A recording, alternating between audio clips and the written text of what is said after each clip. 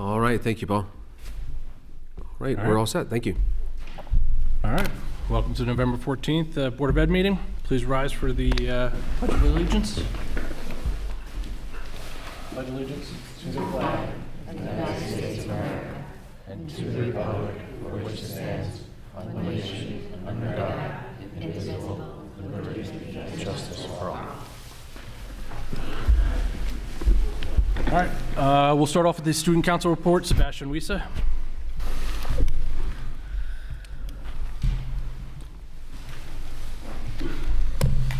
Good evening, everyone. My name is Sebastian Wiese. I'm the student body president at Somers High School, and I'm here to give a report on the goings at the high school. On November 30th, NHS is hosting a blood drive at the high school. Also, with our International Baccalaureate program, 2 of our diploma candidates are running for their community service project along with the diploma program. They're running a pet supply drive at all 4 schools, and there are bins at the lobbies at all 4 schools, and they're collecting pet supplies for their project. Last time I had spoke with you guys, the next day I had mentioned we had Disney in concert. That was such a successful event. Putnam County Spelling Bee, it's a hilarious show. I just came from rehearsals. It's gonna be a great show, so I hope all of you guys can make it. For athletics, winter sports began this week. Girls soccer made it to the state semifinals, but sadly lost 3-1 to Spencerport. It was a tough game, and they fought really hard. Boys football won the Section 1 title for the 3rd year in a row. They move on to the next round of regional play against Averill Park this Friday at 7 p.m. at Mahopac High School. And our 7 D1 commits will sign their national letter of intent tomorrow at SHS at 10:30 a.m. And we just want to give congrats to Max Sullivan, Julia Wilkinson, Annie McGuire, Nick Newman, Molly Fink, Isabella Miljovic, and Chloe Moncelli on all their efforts. They're doing amazing. For student council, this weekend we are attending our annual NYSCLSA state conference in Syracuse. Somers is bringing 50 kids, which is the most out of any school attending this conference. There's over 450 students attending this conference, and Somers is bringing a great crew. We're ready to develop our leadership skills, meet some new people, and have a lot of fun. It's an amazing conference. December 7th at around 11 a.m., I think, we will be having our Veterans Lunch, where we host our veterans at the high school, and just an amazing event, get to meet veterans and mix and mingle. For counseling, fall semester DBT lessons are in full swing at both the middle school and high school. Also, in partnership with SEPTA, the counseling department held a DBT night for parents, so parents could see the skills being taught to students. Following the early college application rush and completion of the first academic quarter, our high school counselors have begun individual 9th grade meetings and will continue to do so through the middle of December. The counseling department is also finalizing plans for the December 7th college night workshops for students and parents.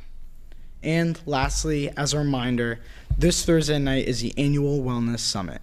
It will be held here in the SMS library, and the focus this year is executive functioning skills and how parents can support students at home. The summit will begin with an activity and wellness fair from 6:30 to 7 p.m. This is a great opportunity to see a variety of local activities and services in which students can participate.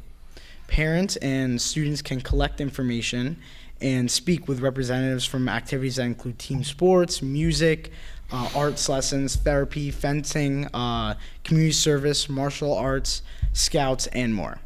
Our guest speaker on executive functioning will begin promptly at 7 p.m. And that's all that's going on at the high school. Thank you. Thanks, Sebastian. Okay. Thank you. Thank you very much. All right, now we move on to the PTA SEPTA report.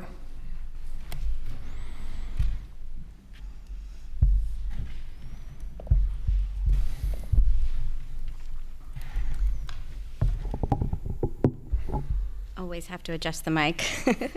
Thank you so much for allowing us to be here. The PTA is always so thankful to work alongside the community. We're so thankful. I love to say this because not many communities can say this, but we have 5 very active and thriving parent, teacher, and student associations over at the high school. And students are welcome to join at any level, so always take that into consideration. So all the units are working on their membership, and I want to congratulate all of them because they've won several membership awards from the New York State PTA. But I want to specifically give a shout out to the middle school.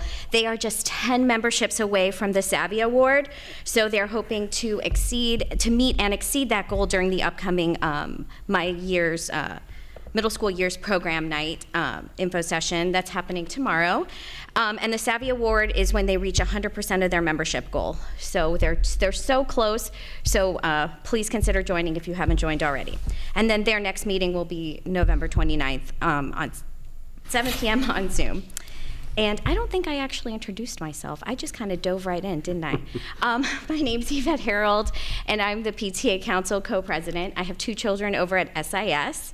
And again, I'm thankful to be here tonight. So I'll dive right back in. Primrose, as you know, Holiday Happiness, I believe it's been 51 years, was successful on November 4th. Thank you to all the vendors and families that came out to support Primrose.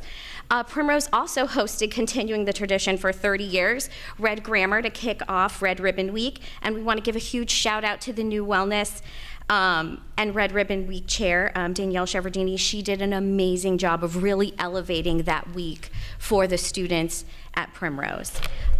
We also want to thank the Primrose PTA co-presidents, Crystal Kraminski and Carolyn Chavone. They hosted an amazing Spirit Gear drive, something that the parents at Primrose were asking for. So that was extremely successful. They raised over $1,000 for the school. And this is something that's coinciding with the Inclusive Schools Week. Primrose is hosting the Katie Petroluzzo. I know I always butcher her name, but we've had her at Primrose for several years during the Author's Day, so she will be back. She writes books specifically about her daughter's experience with hearing loss. So that will also be kicking off Inclusive Schools Week. Over at SIS, another long-standing tradition of the birthday party, which was a huge success. We want to thank all the volunteers and all the parents. It was a beautiful but chilly night, and thank you for continuing to support that long-standing event. Also, be on the lookout for the Green Committee is going to be hosting a wreath contest. That was very successful last year, so they're going to do that again. And the PTA purchased apples from Stewart's Farm to kick off their Red Ribbon Week. Over at the high school, I'm very excited to see this. Everybody keep an eye out for the new and improved music room. The high school granted a $1,000 grant to Mr. Amato and Mr. Russo to update that room, the chorus and the rooms that are used for rehearsals and things like that. SEPTA, so many things happening over at SEPTA. The Coffee and Conversation is happening November 30th. Oh, and let me backtrack for the high school. Their meeting is coming up on Thursday, November 16th, 7 p.m. in the library. So please stop by and don't forget to join because they are so close to that goal. Sorry, that was high school. SEPTA, Coffee and Conversation, November 30th. They're also kicking off Inclusive Schools Week by gifting 30 copies of Sonia Sotomayer's book, Just Ask, to Primrose. So that'll be exciting. Lots of literacy. And then they're also having a wonderful, fun family event, bowling, on Wednesday, November 30th, which is that half day for us over at JV Lanes. So lots of wonderful things happening over at all the units and all the schools. Great. Thanks Thank for that. you. Thank you very much. All right, now we move on to public comment for agenda items. Remember, this is for agenda items only. All speakers will properly identify themselves, a maximum of 30-minute period, limited to 3 minutes per speaker. No district employee or students may be commented upon or identified by name or situation. Questions asked by the public will be referred to the appropriate staff member for reply at a later date or time. Questions requiring investigations will be referred to the superintendent for consideration and later response. Anybody? Is this public comment? for agenda items only. So anything that's on the agenda, at the end of the regular meeting, there will be open public comment. All right. All right, let's move on to the central office report.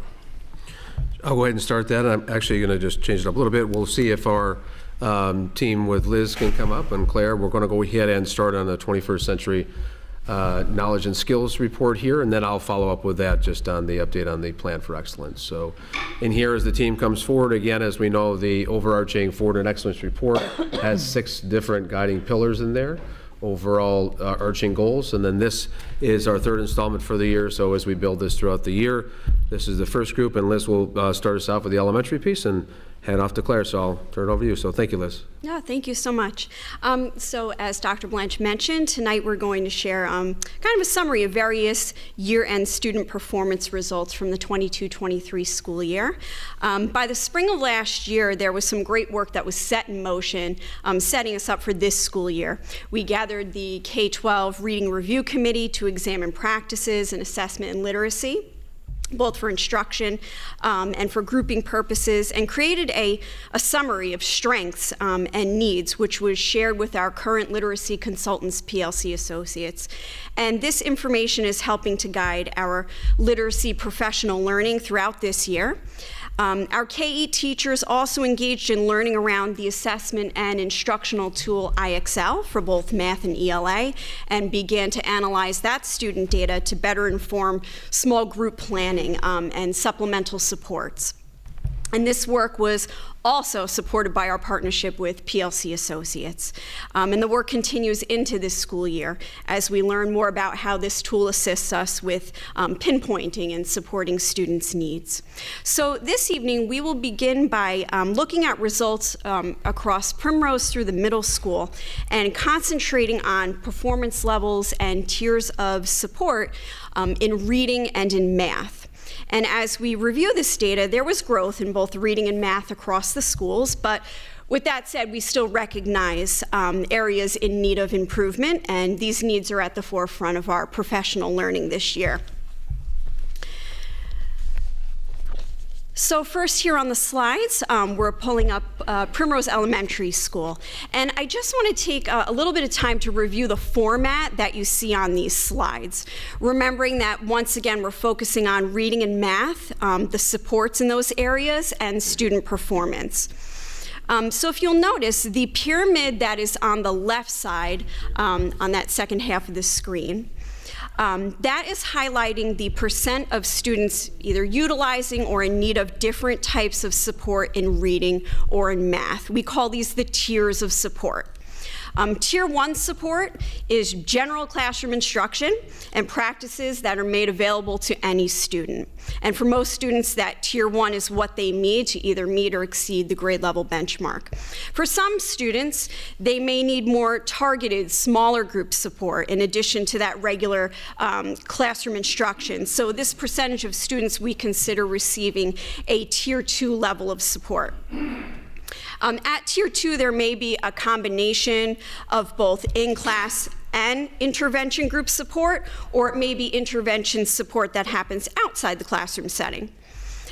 This small group work may focus on addressing gaps in students' foundational skills. It may also include instruction to help either preview or review content strategies and skills that are being taught in the general education setting or that whole group setting. We also have a smaller percent of students where supports need to be intensified further, either by frequency of sessions during the week or maybe it's smaller grouping size. And these students we consider to be receiving that Tier 3 level of support. These types of supports are typically delivered by either an AIS teacher or a special educator.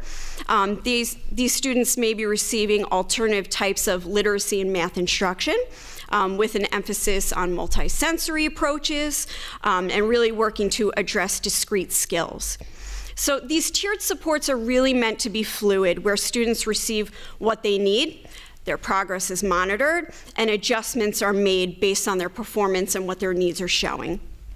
So tonight, we're reviewing students' performance on STAR reading and math, but remembering that there are also other ways that we monitor students' progress. We also use the DIBELS assessment in reading grades K through 8, and that's the assessment of foundational reading skills, as well as the IXL Math and ELA to help us gather data to monitor overall skill sets of students.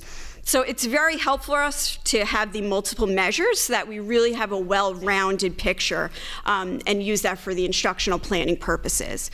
I just want to take a minute and thank the board again, those members who were able to join us at SIS last month for our literacy walkabout. That was a great experience, and to thank those teachers and students for inviting us into their classrooms.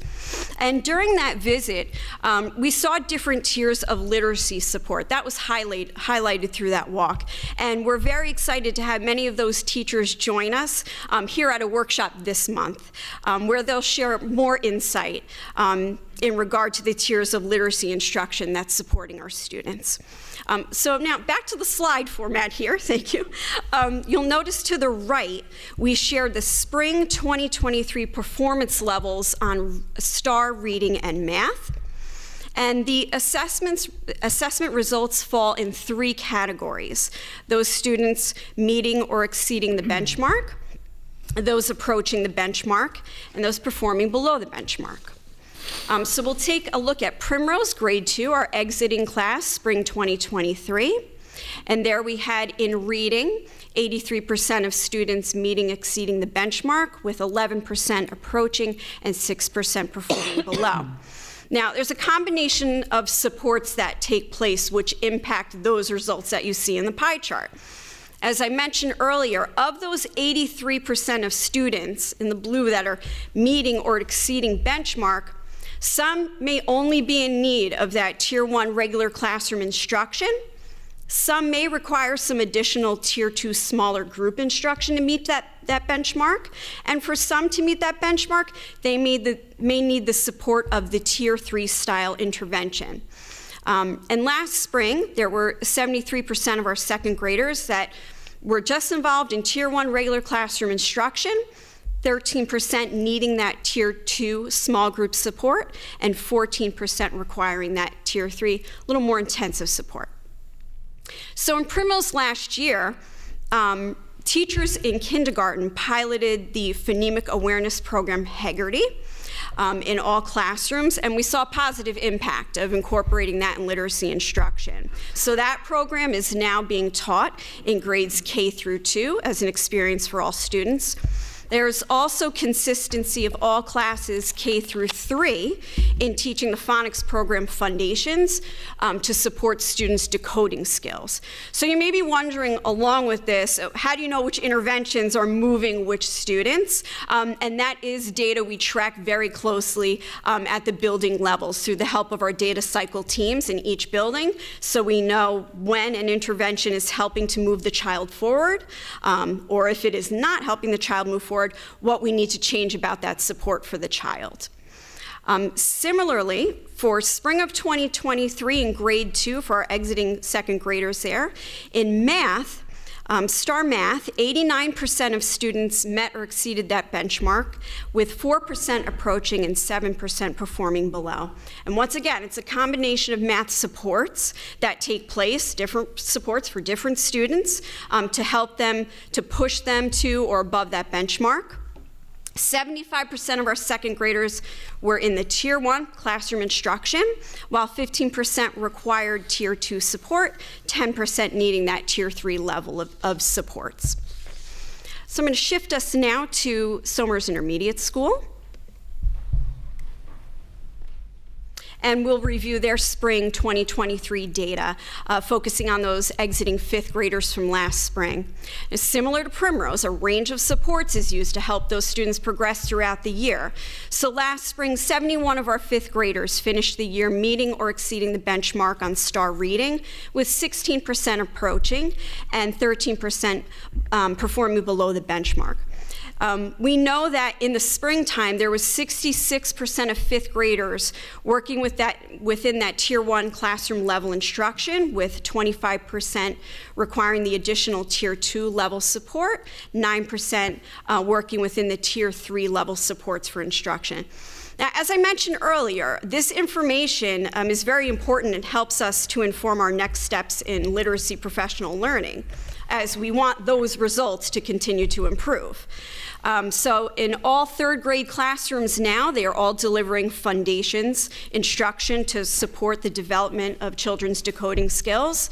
The teachers are also learning about the use of decodable text, and that's through the help of our consultants, so that they're able to use this style of book for students to practice their phonics skills in a controlled text-based way. And our fourth and fifth grade teams have also engaged in learning around morphology and the importance of that to decoding, especially with those multisyllabic long words and word parts. And as the year progresses, we will continue to learn from our consultants on delivering a language and knowledge building literacy curriculum. We know that is an important bucket in building children's reading skills, and one that really reinforces content vocab, the ability for children to build their background knowledge, and to also make cross-subject, cross-curricular connections. That all then, in turn, impacts their comprehension skills. Further multisensory supports have also been implemented across the district, not just in SIS, but really district-wide. We have the PAF phonics and fluency reading support that is implemented for students who need it in grades 1 through 7. We also have providers trained in Orton-Gillingham approaches for multisensory reading instruction, which is available for students who have those significant gaps in their foundational skills, and who require this in grades 3 through 9.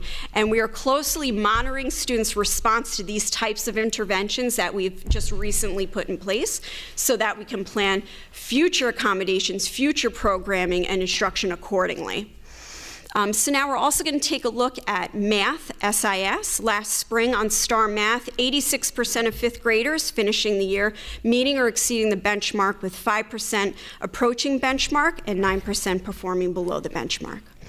75% of those students were within the Tier 1 general classroom instruction, 20% needing additional Tier 2 small group intervention to progress, and 5% requiring that further specialized instruction, which, like I mentioned before, could be an increase in frequency or intensity of supports in order to progress. Same as Primrose, SIS also utilizes a data team to determine how students are responding to different tiers of supports. They use it for programming purposes and for planning for any supplements or interventions and making those adjustments throughout the school year. And finally, the slide to the right tonight highlights the New York State ELA and math test information for grades 3 through 5. Last spring, we saw a bit of a rise in the amount of students partaking in the New York State tests. 15% of students opted not to take the ELA tests in those grades, and 12% opted not to take the math for grades 3 through 5. There's really no hard data that we have that attributes to that rise. The only difference I can report in our testing sessions is that last spring we did pilot having fifth grade classes take the computer-based version of tests. This year, all students in grades 3 through 5 will take the computer-based test for ELA and math. Other than that, there's no further data to explain the increase in testing or those participating in testing. But even with that rise in the rates, it doesn't capture every student's performance, which is why it's so important for us to also include those internal assessments when we're planning programming and supplements and intervention for children. Typically, this time of year, we're able to show our 3-8 test results and how they compare to the rest of the region. But unfortunately, that information has not been made available to the region yet. But once it is, we'll certainly update this information for the community.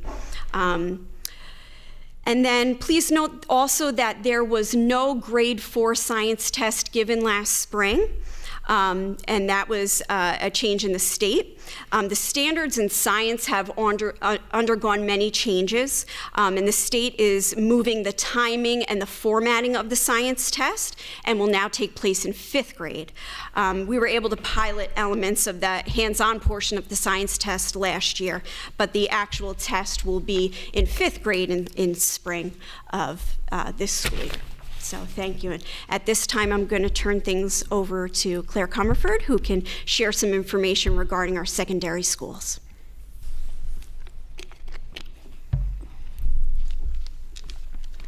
Thanks, Liz, and thanks for explaining these the pyramid and the pie chart. I appreciate that. So tonight I'll talk a little bit about learning at the secondary level, and we'll start at the middle school. For the past several years, Somers Middle School faculty and staff and administration have been working diligently to align practices with the International Baccalaureate framework for teaching and learning at the middle years level. And last year, Somers Middle School was officially accredited as a middle years program school by the International Baccalaureate program. And in this model, New York State curriculum and standards are taught through a framework that encourages reflection, inquiry, and the development of skills that can be used throughout a student's life by applying curriculum to situations students will encounter in the real world. But rather than hear that from me, we'll go ahead and hear it from some students. Be presenting and like doing speaking assessments. That'd be more communicator. And what is, it's not so much as a curriculum. I feel like it's more of a like a type of learning. We also use learner profile attributes. When you come into the room, I feel like you always look up and you see the goal for today, like the day that you have, and I feel like that helps me like get on track. And like some days you'll be more open, where it's like you're working on a project and just researching, and that'll be on the board. And sometimes we're actually presenting and like doing speaking assessments. That'd be more communicator.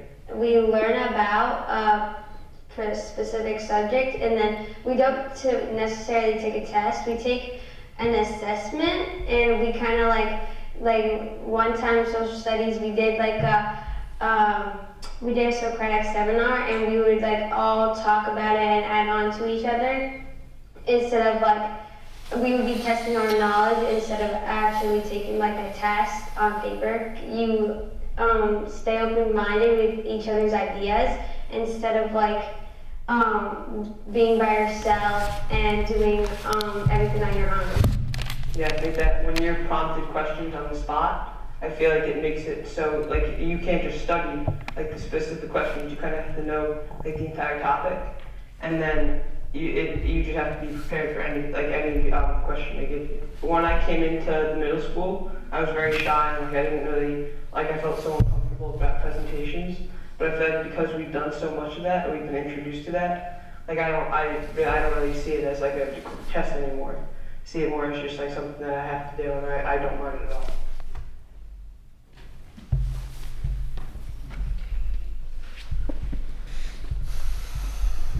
Sorry.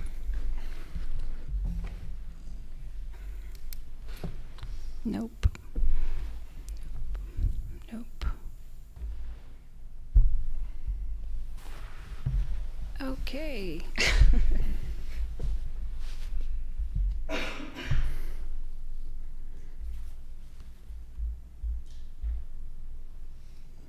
Okay, we're gonna deal with that up there. Okay, so just like at the elementary level, all students take benchmark assessments multiple times a year in math and reading in grades 6 through 8, so that we can determine the successes and the needs of our students. The enrichment and interventions are designed for all students at the 3 levels listed on the left, and the right represents student performance in math and ELA at the spring of last year. As Liz mentioned, we always strive for 80% of our students to be reaching benchmark on our internal assessments.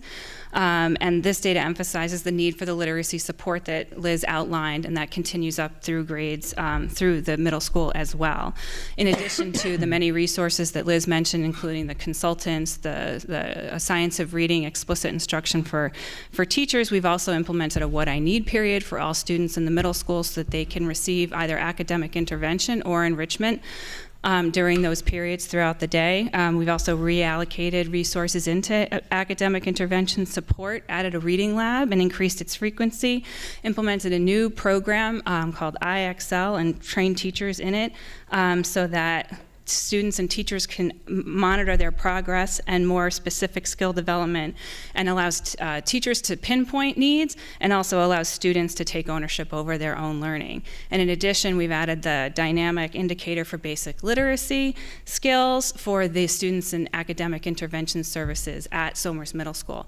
So this is a perfect example of when the data shows us that there's a need, we respond programmatically and personally for students' needs to help improve that those results.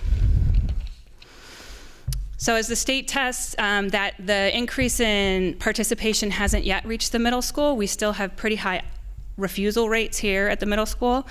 And 1 of 4 refuse to take the ELA test, and 1 out of 3 refuse to take the math test. So because of these rates, the state test can provide important information for specific students who take the assessment, but it's not necessarily reliable data for programmatic decisions or changes, and for that we rely on our internal assessments. As Liz mentioned, the internal bar on these bar graphs that you see is Somers High School is the region of school districts who are in the Putnam and Northern Westchester regional BOCES. And so you see the bar graph represents their performance compared to ours on the inner portion.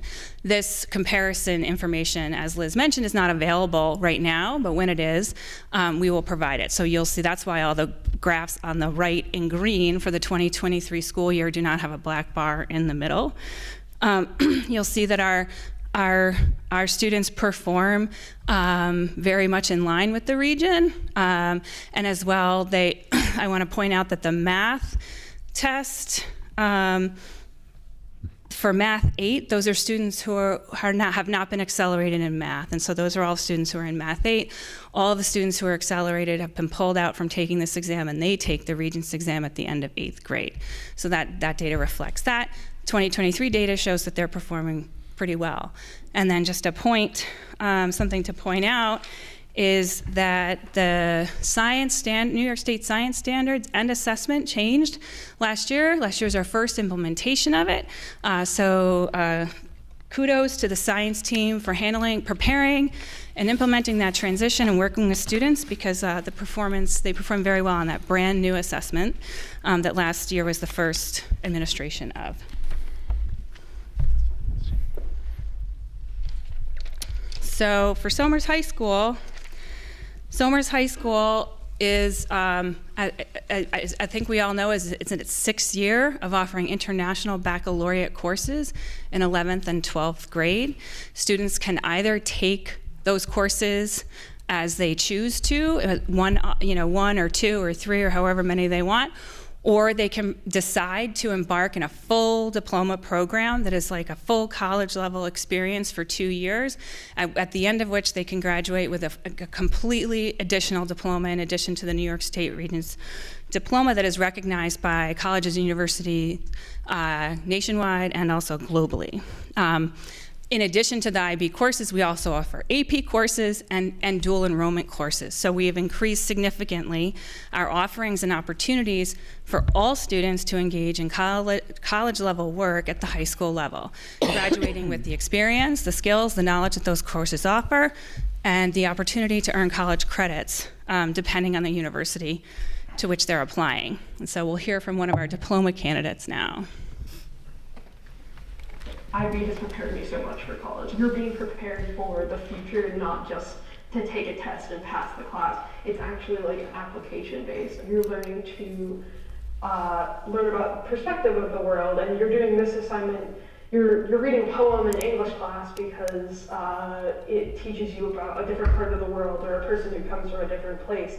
Or you're doing a math equation because you're learning about how to do real life math, like something like if you need in the future to have a bank account or have take out a loan. It's learning about how that affects you and like filling into like perspective and preparedness. I think writing my college essay was so much easier because of all the writing I did for IB and because of all the writing that is implemented and all the policies that are in place at Somers, like evidence-based grading. I think it's a great thing that we're doing. Like the fact that we are taking away from that like super priority of having this numerical grade and placing an importance in the work you're doing and being like a citizen of the school, as opposed to can you take in information and spit it out on a piece of paper. But like it's more about what do you know, how do you engage in the classroom, and not just like here's a number from 1 to 100.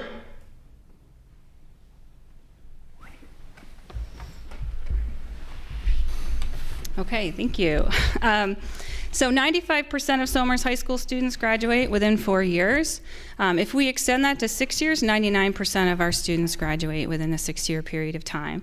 It takes some students longer to graduate, certainly students who require increased support, so we're very proud of those statistics.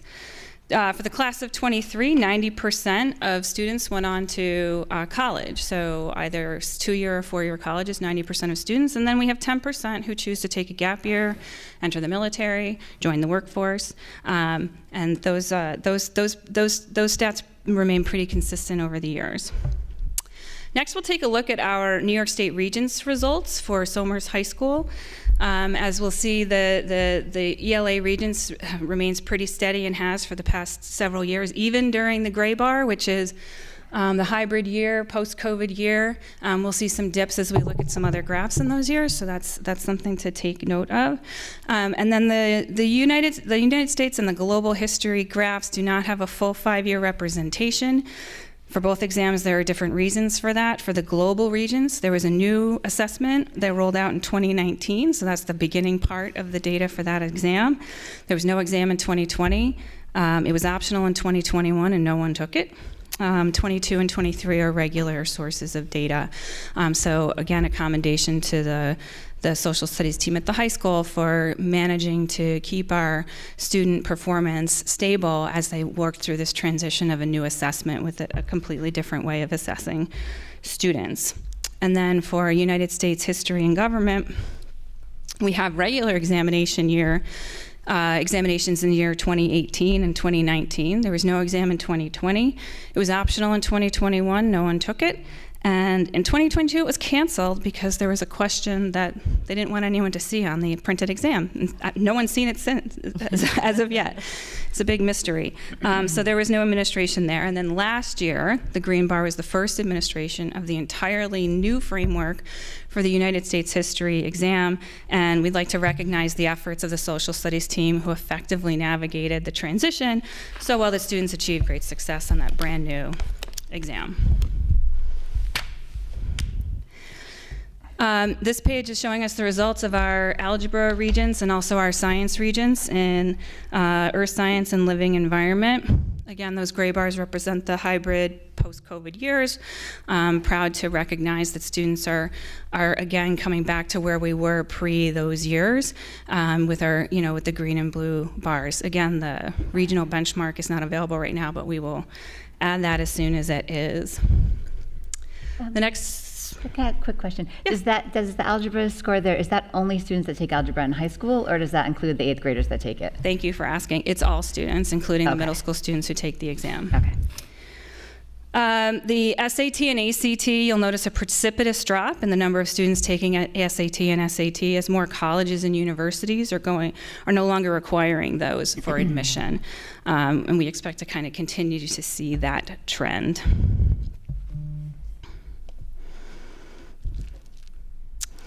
So last year, Somers High School was ranked #1 in the region for the most AP/IB courses of all schools in our regional Putnam Northern Westchester BOCES consortium for offering the most AP and IB courses with 35 last year.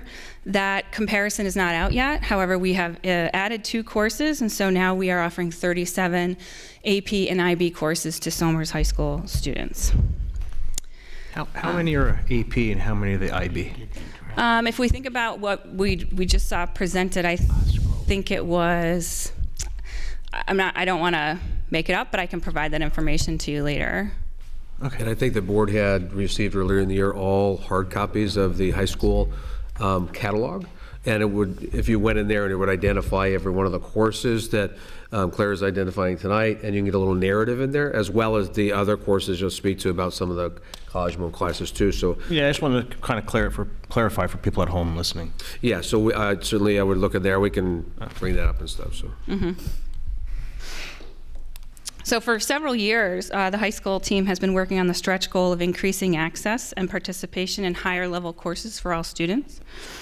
We do this by increasing access to these courses and by providing students with the support they need through offerings like the Writing Center or the Academic Support Center and more, so that students can achieve success in these courses. If we go back to, this data goes back to 2020, but if we go back to 2018, we see that students enrolling in higher level courses has increased by over 40% over that time period, and 71% of last year's graduating seniors engaged in one AP or IB higher level course before graduation.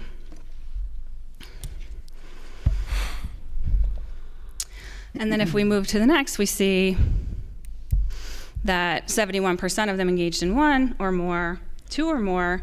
51% of last year's seniors engaged in 2 or more AP or IB courses, and 36% engaged in 3 or more AP or IB courses. Continuing on, it's one thing to increase access, but it's another thing to maintain solid performance data for students. And we're proud to report that for both AP and IB, with over 40% increased access over the years, we're still seeing solid performance levels from our students engaging in these courses. So for AP performance, the data is similar to IB courses. We've increased the access, and student performance has remained steady or grown. We graduated 46 AP scholars last year. These are students who received 3 or higher on 3 or more AP exams, as well as other distinctions earned through the College Board listed at the top.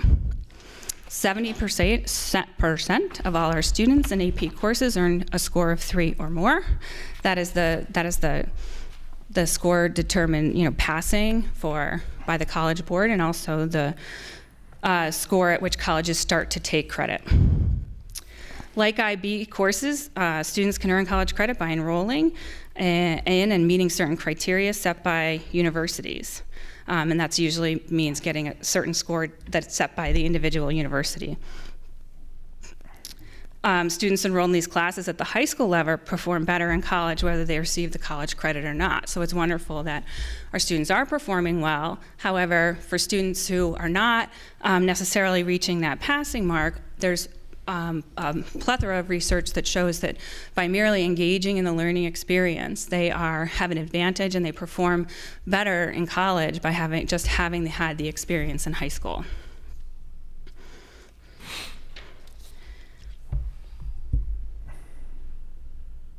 So Claire, as you grab that, I just want to grab the numbers off the high school website. So Pat, or Dom, there's 16 AAP courses, and there's 21 of those are the IB courses.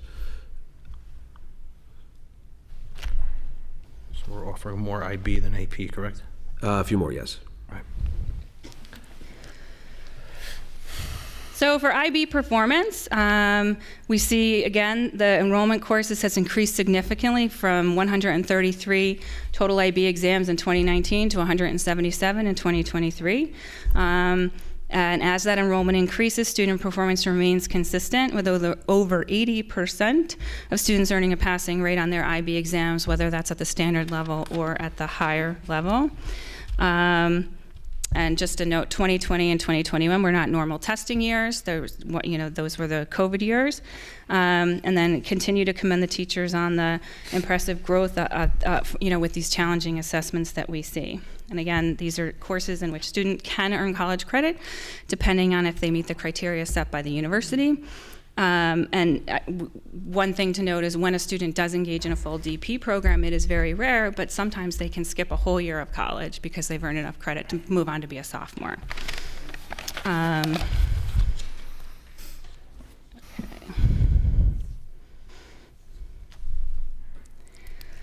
So in addition to the AP and IB courses, Somers High School offers rich opportunities for students to explore their passions in other classes. Our robust science research program is the most enrolled in Somers High School history, with last year with 64 students exploring authentic research in the sciences over several years of their high school career. Annually, Somers High School students are recognized in regional, state, and national competitions for their work. And we'll hear from one of our science research students here. I was interested in just cancer research in general, and then I found my mentor, and he was working on chemotherapy research, so I was able to hop on the project. Basically, we found a bunch of these reasons why the thymus might be damaged by chemotherapy, and this year we were kind of just delving further into those reasons and looking at the specific gene expression that might be causing that. I mean, it's been really cool being able to see all of that in the lab, and especially since it's the first real experience to know whether I want to go into this in college or in the future. The competitions that we enter are really, they're good experiences for just becoming better presenters, because you have to really nail your presentation down. You can't have a script or anything. Probably the main thing is how much it's improved my writing through writing the research papers both years. That's been awesome for just completely changing the way I write.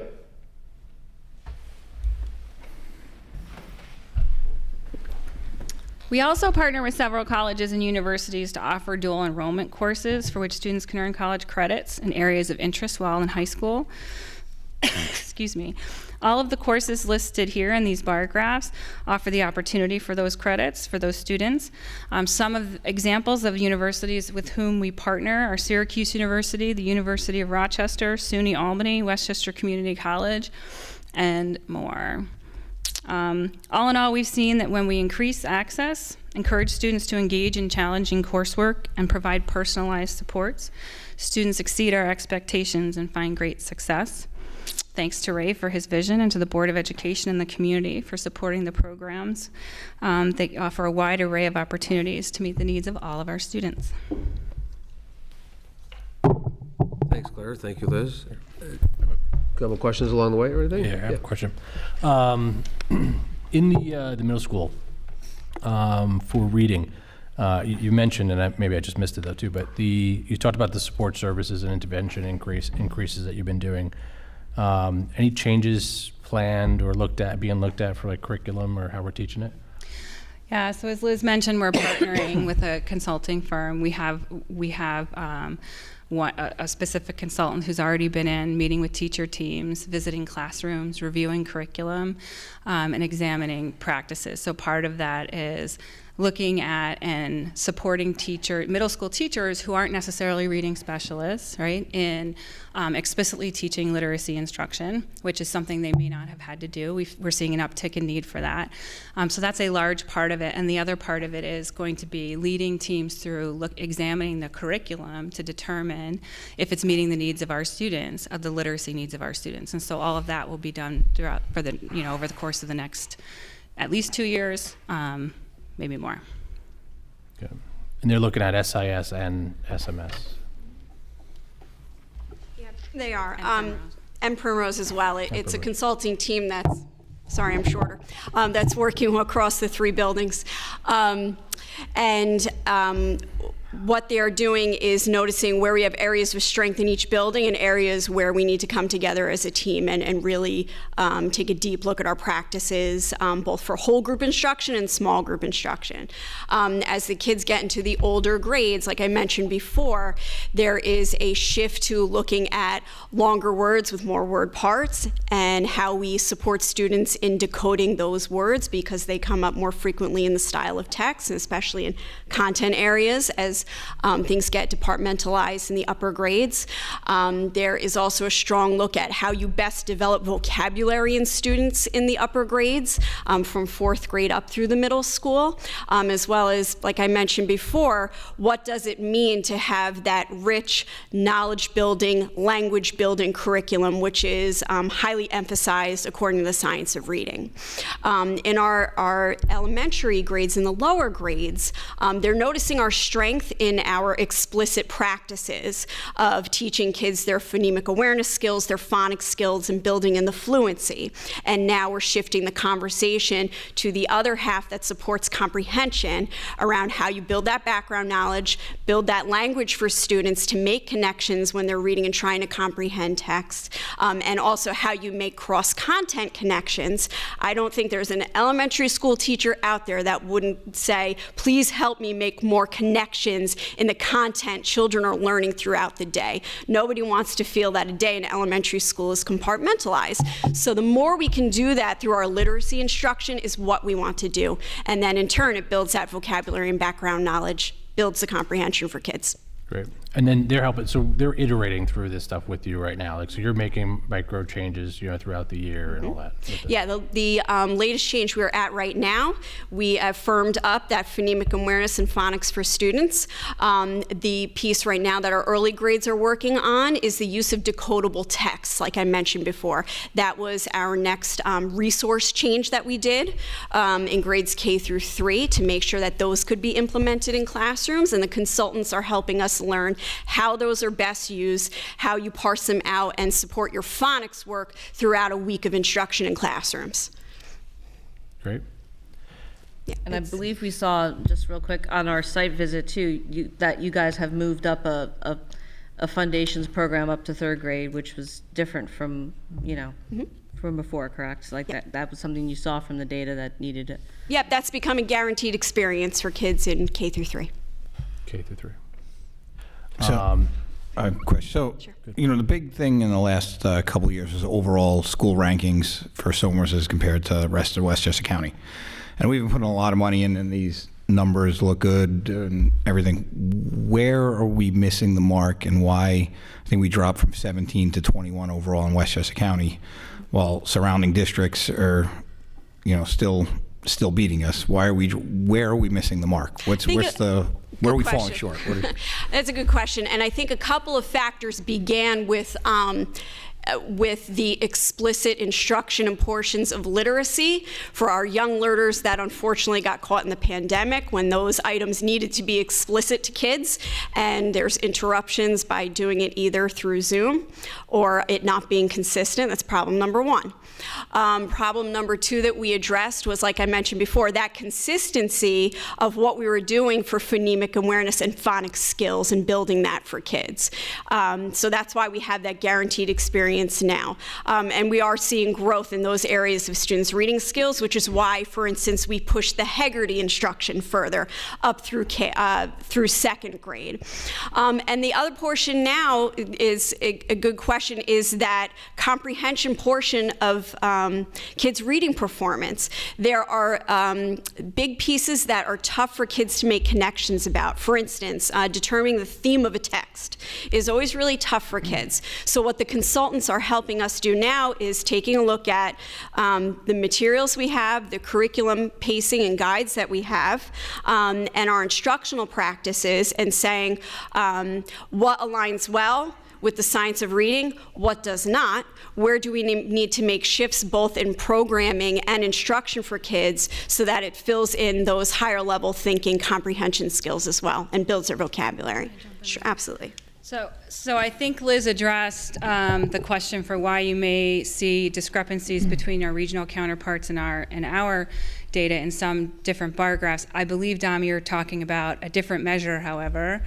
Are you talking about a specific ranking or a specific? There was the Westchester Magazine's overall rankings from last year that showed us drop from 17 to 21. Yeah, so that and U.S. News and World Report, we're also really interested in finding out what their algorithms are, because the data that we show regionally and within New York State shows us performing at or outperforming our partners. So we've been trying, Ray and me and Liz, and we've been working trying to understand what the algorithms are exactly and why our rankings are not matching the data we know. And one thing I know is U.S. News World Report it doesn't have any updated data. It's still using Regents exams from 2018. So those rankings are really kind of nullified. And some of the most premier institutions in the country have negated them and discounted their findings. And so that's great for us, but that doesn't matter because people still pay attention to that. And so we're working to try to understand what the algorithms are so that we can make changes that we need to better kind of demonstrate what's actually going on here than what's being reported by external sources. And I think philosophically, going back, and this board at the time had a conversation when we started the International Baccalaureate work, the expansion of that program, as well as, frankly, we've added AP courses along the way, having more students gain access to that program, going through that experience, was a conscious philosophical approach, more students accessing that. So we may have some students that maybe are not performing at a level where maybe the other students are. I'll give the example of the mathematics region. A number of years ago, when Claire was actually at the high school, we made a determination not to have students sit for extra tests. They tout the algebra, which is a mandatory 101, they're done. We don't have students testing for algebra. We don't have students testing for geometry.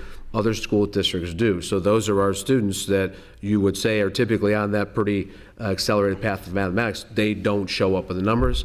We made a conscious choice to not have students sit to take a test to get a score. If I'm on 17 or I'm 21, it's not the number I'm looking at. The reality is that our students, with the graduation rate that the team looked at, 99% of kids graduate here after 6 years.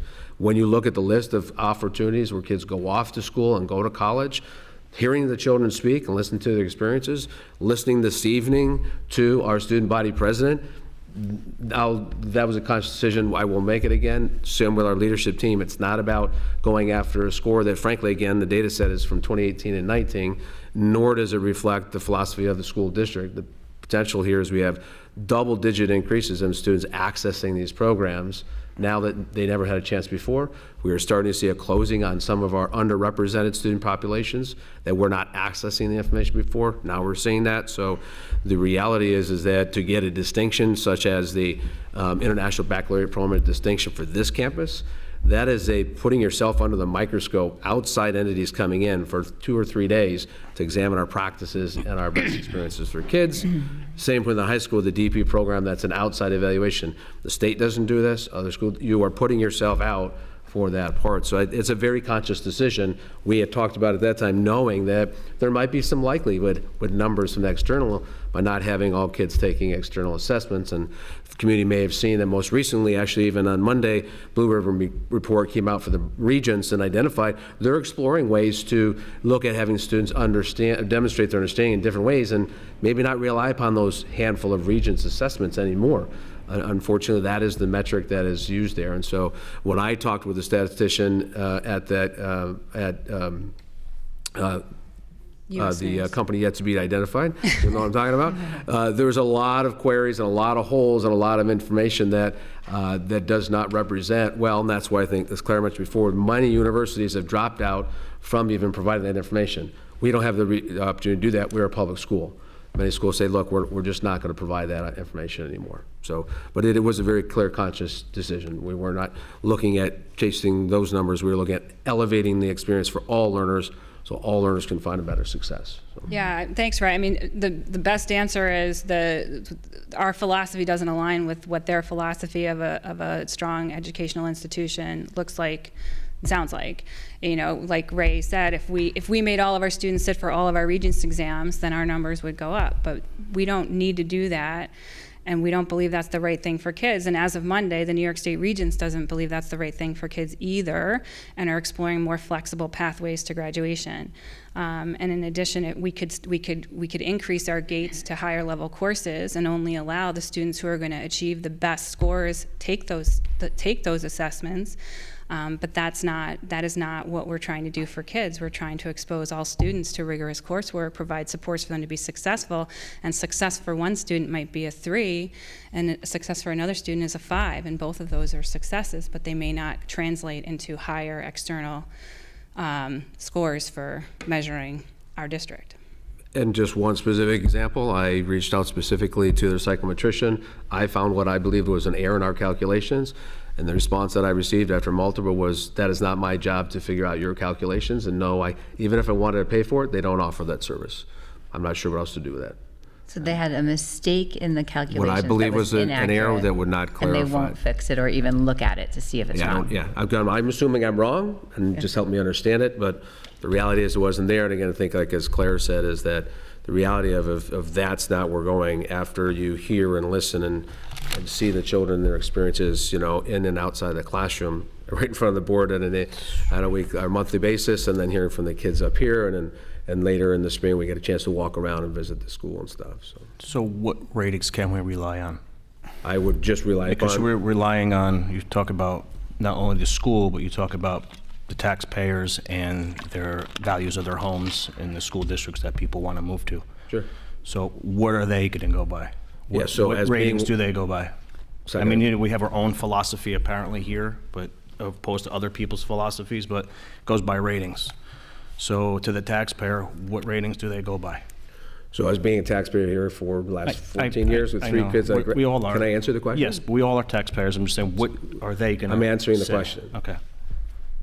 So as a taxpayer and a parent who's graduated 3 kids from the school district, what I'm looking at is the skills, knowledgeable transfer skills that my children have walked out of this high school with. Are they able to apply that in their workforce right away? Are they able to go to school right away? Yes, I see that.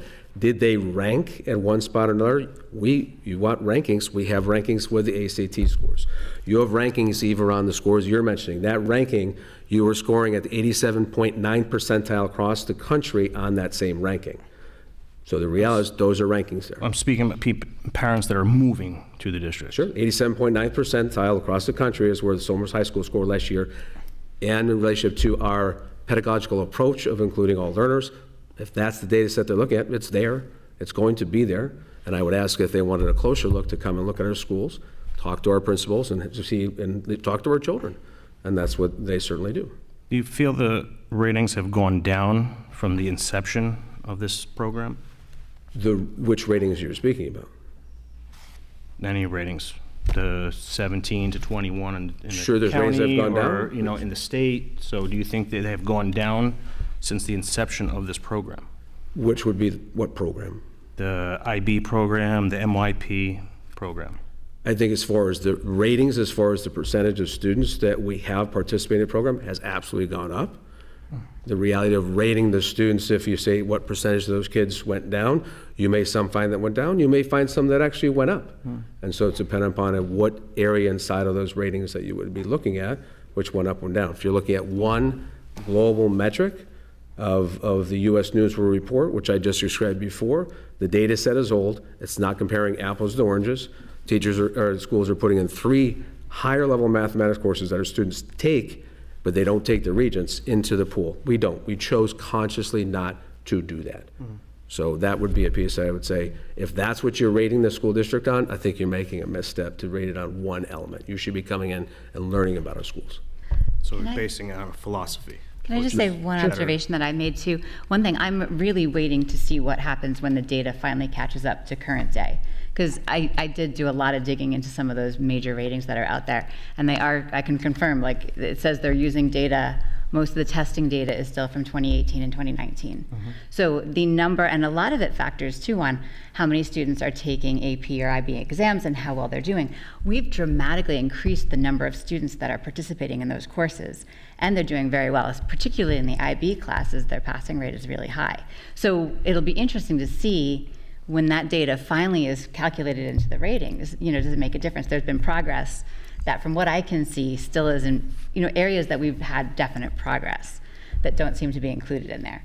But, there's so many different factors that who knows? But I think the great thing to point people to, I think part of why we created this Forward in Excellence report that's online is point people to the website, and they can see data on how our students are doing. And particularly high school, which is like that culmination of Data the whole. that we're supplying, right? Yeah. Right. But it's, but some of it's state test scores and it's the STAR test scores. So that's not, it's like the numbers of what kids took. But we're supplying the data, but these assessments are external assessments. They're not locally created assessments. They're the same assessments that all New York State students are taking in high school unless they're exempt from the examinations. The AP tests are the same AP tests that students across the nation are taking, and so the same with the IB. So it's not just us saying, hey, our students are doing well. We have clear, concrete data from external assessors saying your students are doing well. Good. Yeah. And if you look at where the state test scores are, you can actually compare in there how the average of scores in the region performed and where Somers is. So you can see if we're better or worse there. So it looks like over the past 6 years, that's from the time we've offered the IB program, correct? 6 years so far? That would be the diploma program at the high school. Would be Right. 6 years. So we've had roughly 34 graduates, right? So it's a little bit less than 6 per year. Yeah, so fascinating. Earlier we spoke about there's 11 courses that those individuals, children would have to take. Right.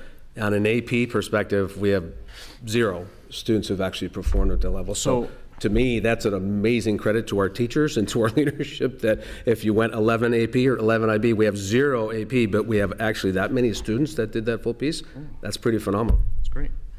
So do you think the implementation of the MYP and the PYP program is going to steer these students towards an IB diploma? The target is not what is there, so I'm not sure. I don't have an answer to that question because that's not the intent. Well, that's what I'm asking. It's not the intent. Do you think it would steer them, though? I mean, it's kind of the same philosophy, correct, that well, bunches together leads up to one another? No, it's not correct. It does. Oh. Yeah. And as you were at the training before, you spoke about where the PYP, the MYP, and the K-6 through 12 does not lead specifically to a diploma program candidate. Quite frankly, our English teacher, I think, with 25 years teaches, has taught AP and IB. It's an approach to have students be able to, as she described, apply soft skills so that students can take the knowledge that they need from this New York State curriculum and apply that out in the field. Would it be within the same philosophy?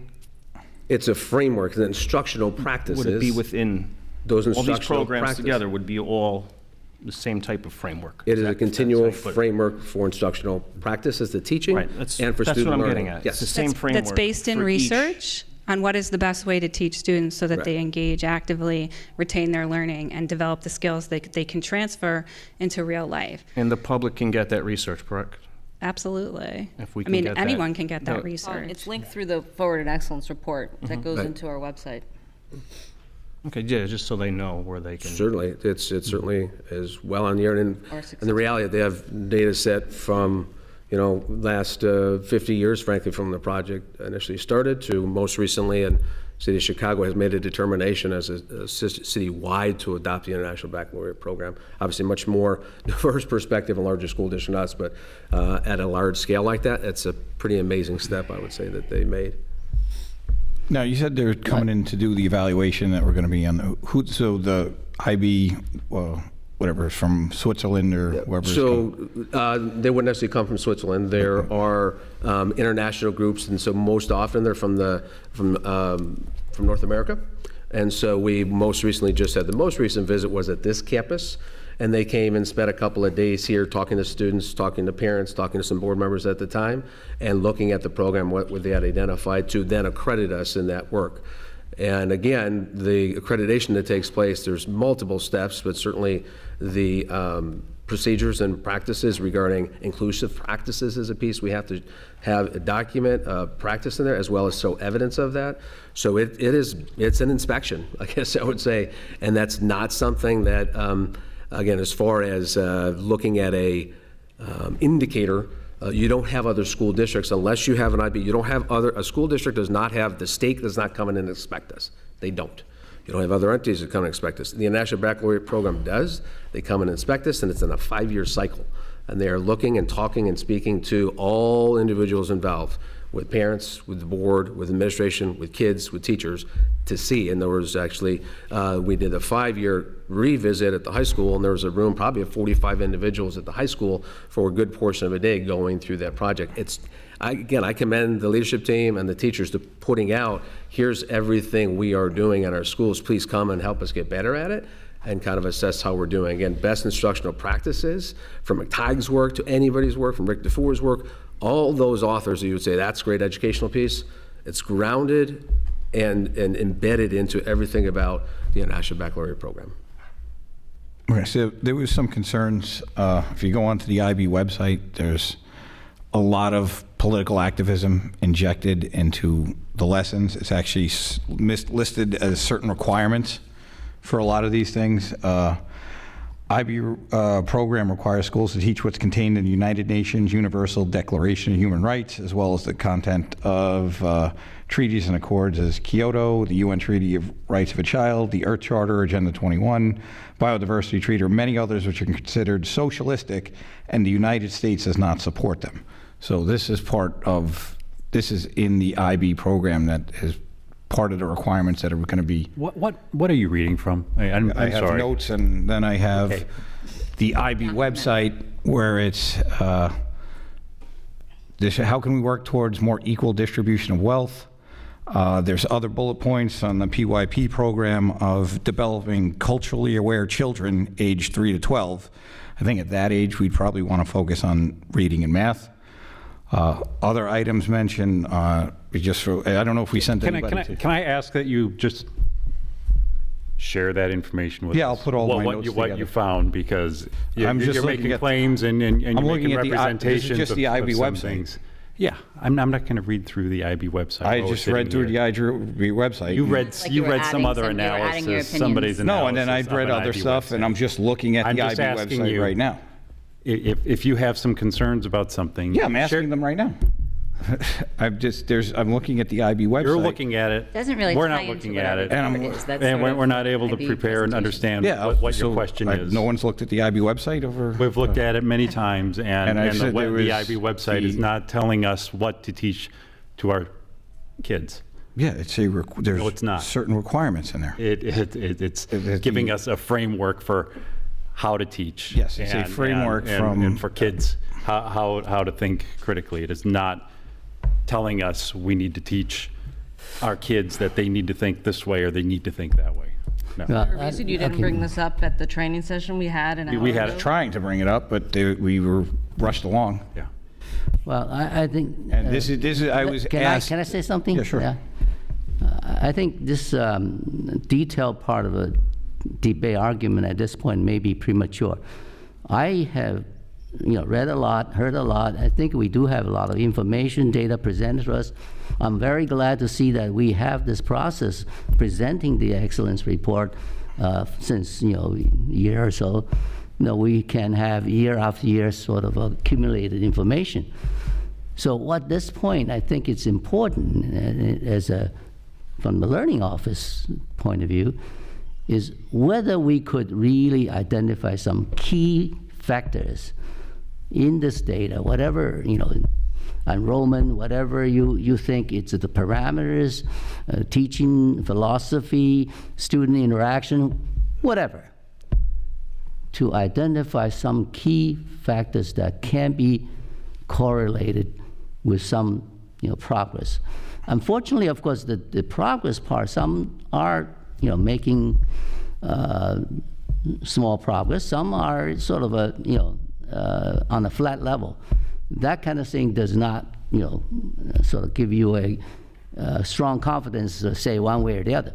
I think for IB program, if they come to us to evaluate us, now seems to me it's our time to really provide them information to work together to really articulate what are the key factors really make this program very different, successful in many ways. When you teach individuals, or you teach a class, a group, or a whole grade, there are different levels of evaluation assessment. It's very difficult, I understand that. But I think we as a school, and we have a learning office, should take the mission saying, now, how do we really identify what are the key factors we should look at it year after year to prove whether we're on the right track, whether the track is making enough progress, or not. Okay, this is my feeling. I think we're on the track, but I think I want to at least present my view to guide you people to think maybe all faculty should think the same way. What is the main key factors I should look for and see whether I can make a point that we are on the right track? Okay, make it sense to you? Yes, thank you. Yeah. So I still don't want to stop quite yet.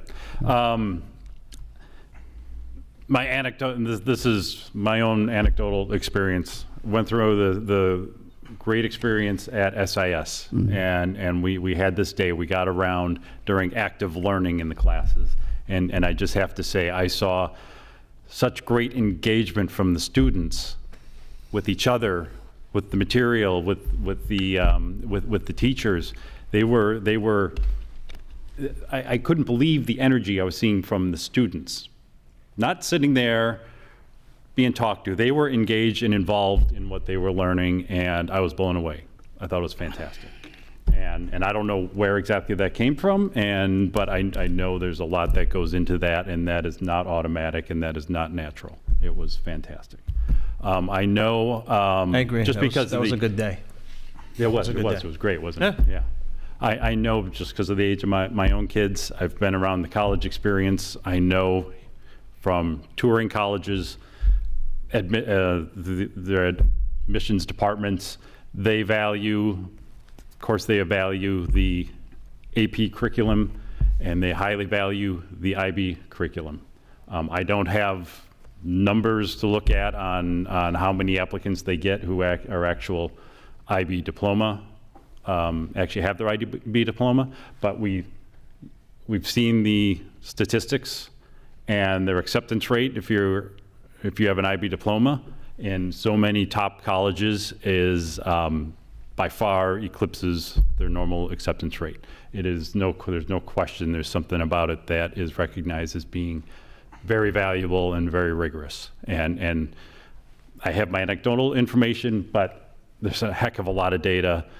There are a ton of studies out there. No, I haven't read all of them. I have gone onto the IB site. I have looked at them. It's impressive, and everything I've seen and experienced with it has really stressed that they're not telling. This is not something that I'm getting a sense that from your comments that there's a fear that kids are being indoctrinated with some ideology, and that's not. Nick had I've not seen that anywhere. Nick had asked us to go speak to people about the IB program, what they think about it, and I took notes and request from the public that. Yeah, but you came with some representations of what the IB diploma program is here.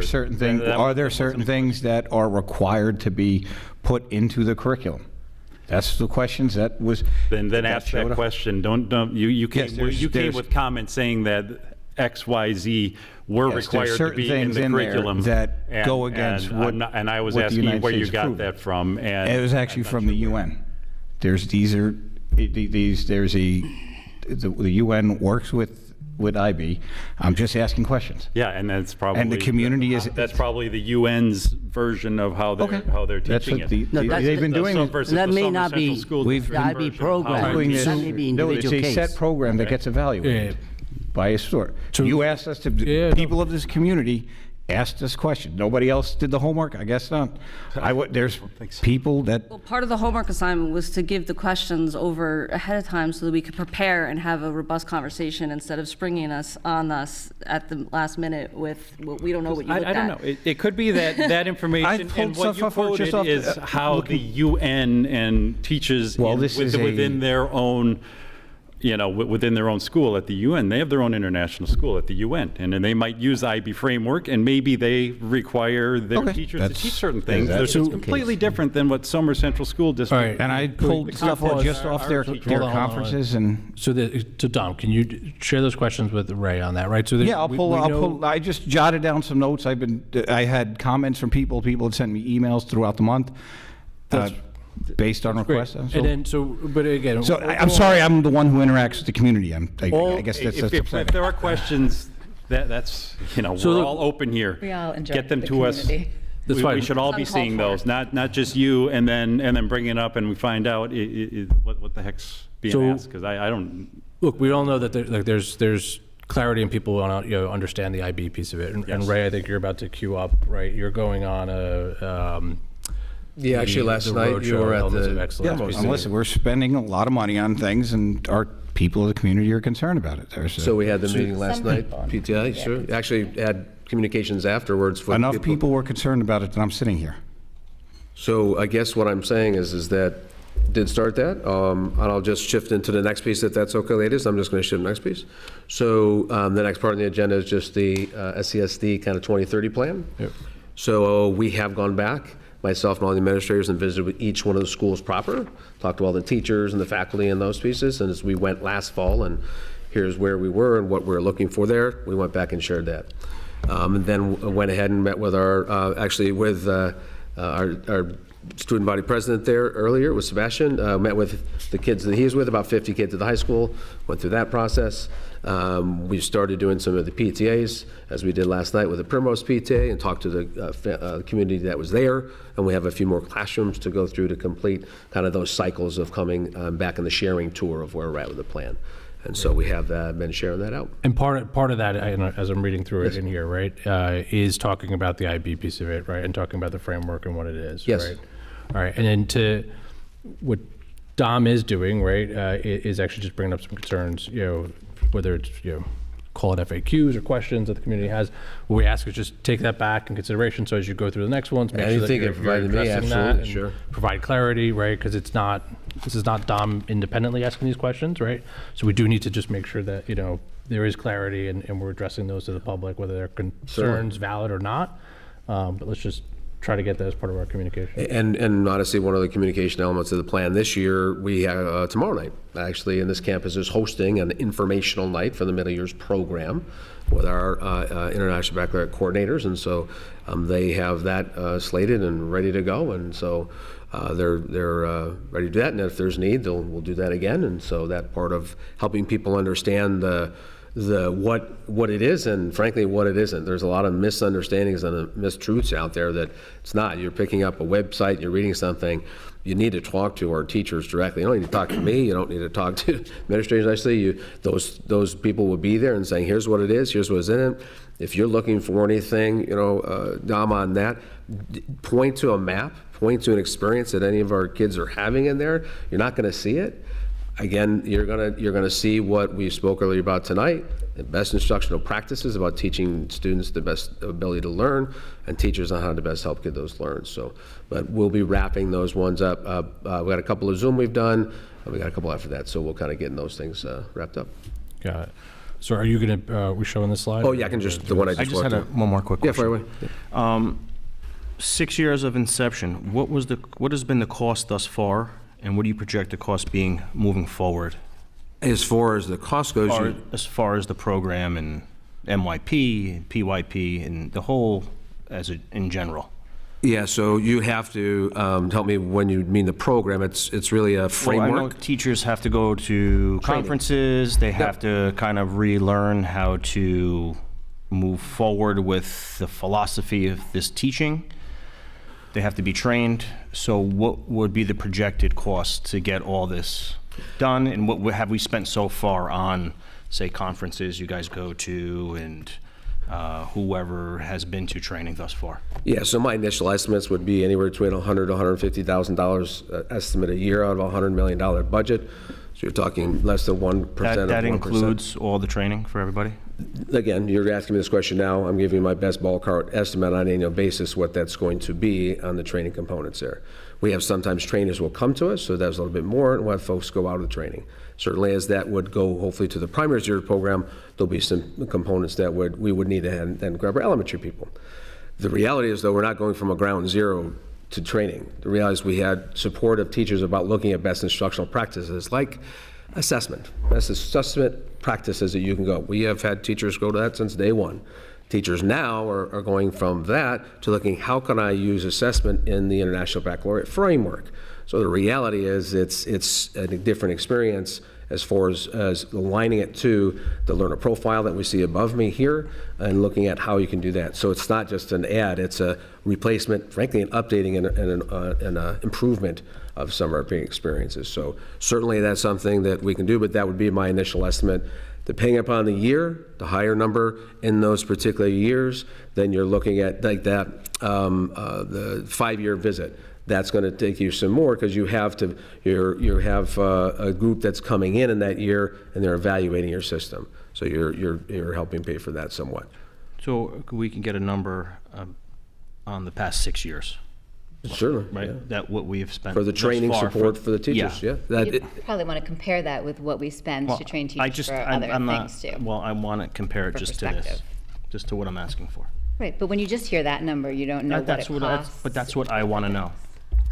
So it sounds like I'll put something in there because it sounds like you have another question in there. So Yeah, I can pull that together. I was just saying, it helps put in perspective when you understand what teacher training in general costs for all the other things that we all have in the school district. So you know where it relates. Yeah, honestly, with teacher training and teacher support, professional learning for our teachers and frankly our teaching assistants in that group, you know, you would look at recommendations from any organization that you couldn't put enough, frankly, into that. So I will certainly pull those numbers together and look at that. But that would be my estimated annual piece, and then we can pull that up and stuff. So it's at middle school library.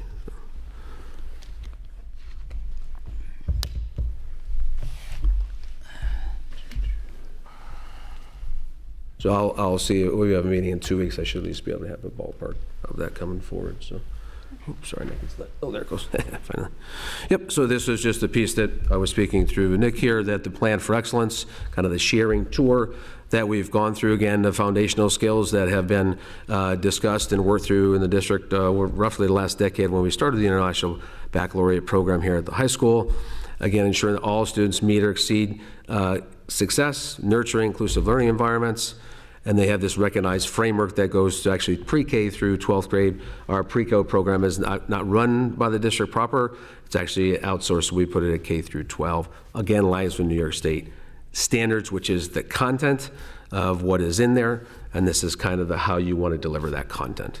The content does not come from the International Baccalaureate program. They do not provide this material for you or that or those things like that. It's about New York State standards, K through 12, all subjects, and saying, okay, how do you want to deliver it? That is through the best instructional practices of the International Baccalaureate program for students teaching and learning. And then those 4 elements there just spoke a little bit about school visits are now complete, looking at completing the PTA roundtable. I think I have 1 after the winter break. It just had to get rescheduled, so that's why it's pushed out a little bit. Student leaders, we've completed those in November, and then we had conversations in October and November about the SCSD plan. So, and we'll certainly anticipate bringing this up forward because it's the ongoing conversation. Great. And you have the list of those PTA events coming up, right? Yeah, I put out for the rest of the year that's on our schedule. All right. So. And this is a place where community members, if they have questions. Yeah, we had a lovely conversation night, and so probably about 45 minutes or so. It was great, and we'll go to SEPTA as well too a little bit later. Got it. How many people showed up to the one last night? 18, I believe. 18. Yeah. Okay. And thank you to the Primrose leadership team and the PTA. Again, the PTA is our kind of network to go through that. Oh, I apologize. Also, we shared last night that as we explore look at the primary years program, as we did for the mini years program and the high school program, there was a feasibility study that took place where teachers, administrators, and parents actually went and visited other schools to see how that would fit and shape to the school district. And then the presentation, yes, the same course will take place here. Actually, Liz will lead at the K through 5 level of bringing together a K through 5 team, some PTA members, some teachers, have a couple of board members on those visits, along with some of the administrators, to go see, look, feel, and live it in experience as we learn about it. So the team will come together, learn a little about it for a few weeks, build their background knowledge, and then go see it in practice. And that's what we did on the other pieces, and we'll just kind of repeat that part in here, same as the primary years program. So. Okay. Thanks. All right. You done with that? Yes, sir. All right. All right, next we're on to committees and liaison reports. I know we had We have planning. planning, okay. We basically met. I was a committee of 1 for the night, but I did send a summary to Ife and Pat to catch them up. We basically started planning for our December 5th retreat. So that's ongoing. And we also went over the sharing tour for the 2030 Plan for Excellence. We went over our charter.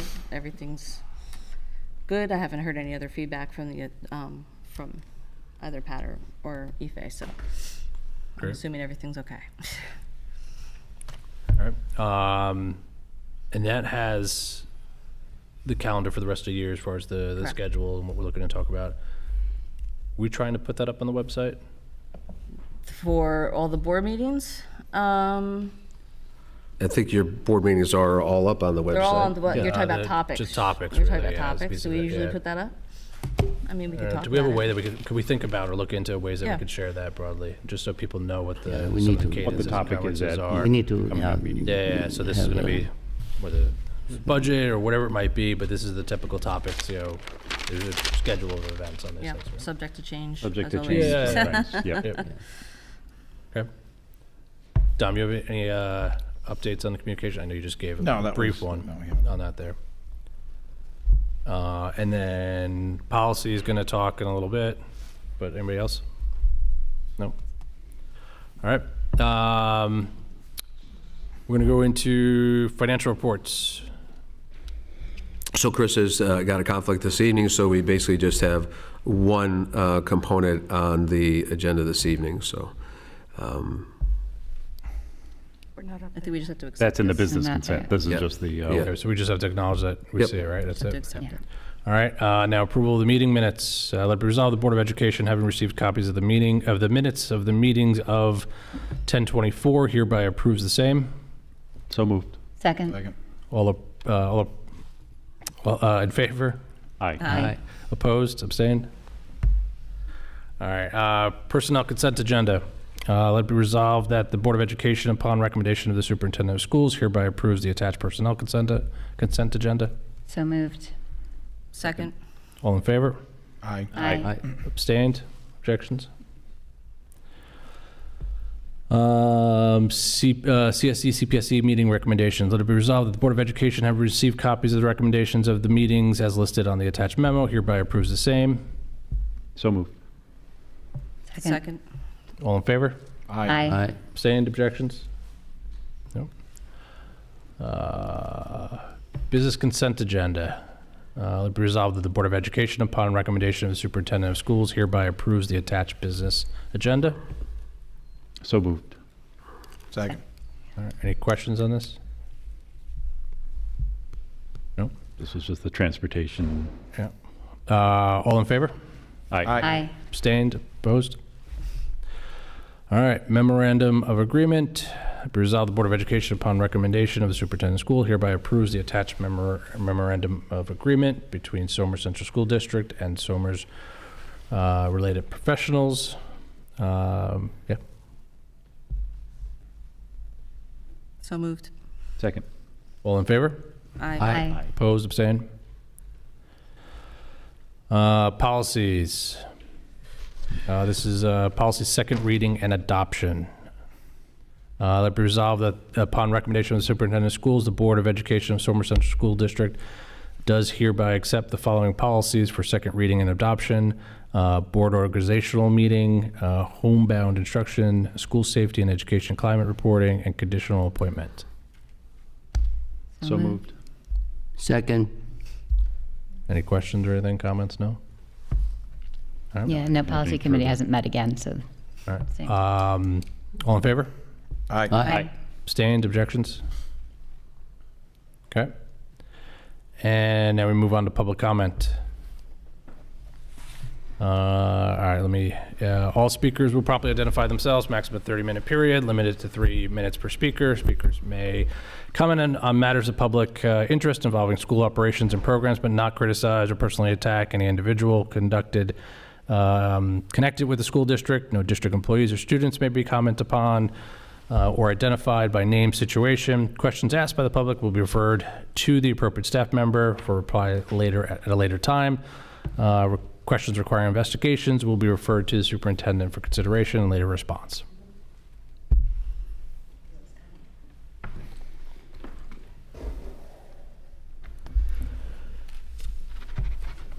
Hi, good evening, everybody. I'm Teresa Chang, and I've been a Somers resident for the past 33 years.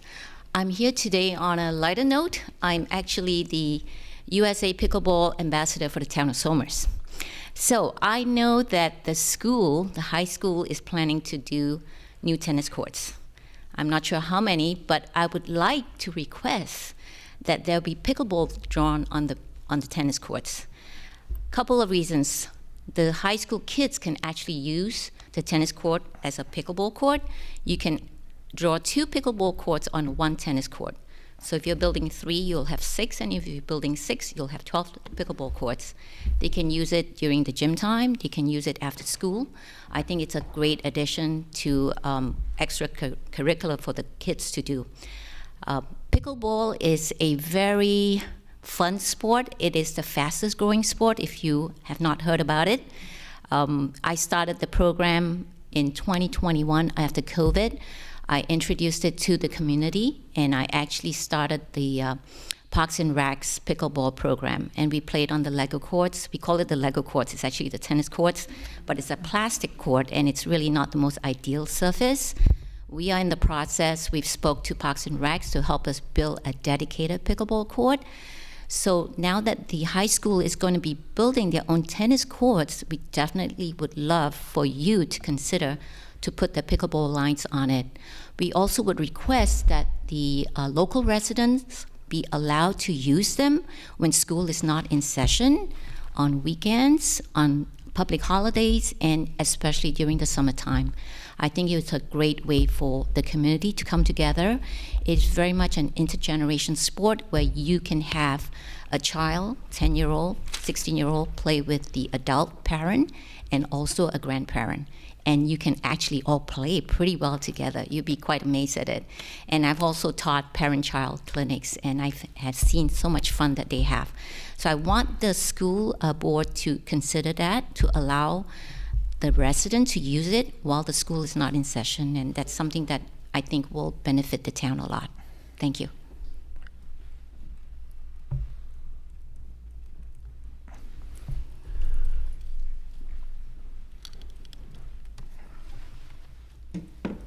Hi, good evening. I'm here tonight to ask for some clarification. Name, please. Tina Palushai. Some clarification on an 11th grade IB English lesson, or at least it was a video. A YouTube video that was presented to the class called The Mask I Live In.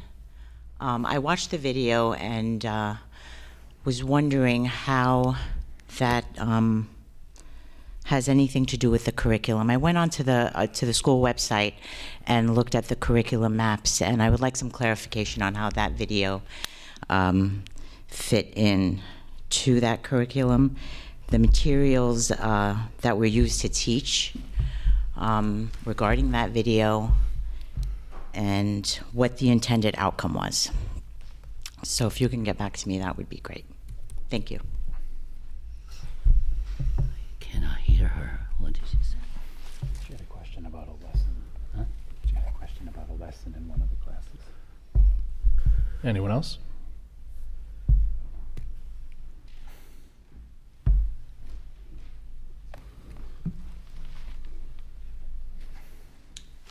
Good evening. My name is Mitch Schilkraut. I've been a resident of Somers 24 years. I have 2 grandchildren in the school district at the present time.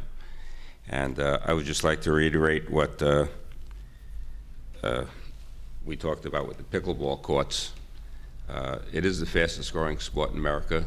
I happen to live in Heritage Hills. We presently have 333 people on our pickleball list for 4 courts.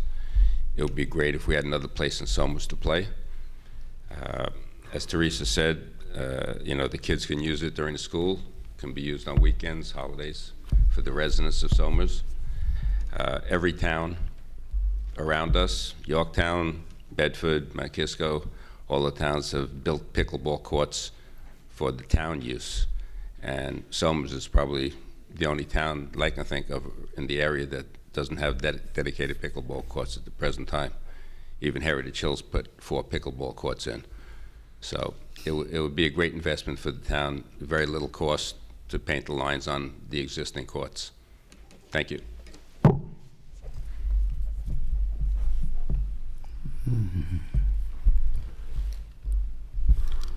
Hi, Sherry Ehrlich, also for the pickleball. Can you hear me? Yep. Okay, no one ever said I was quiet.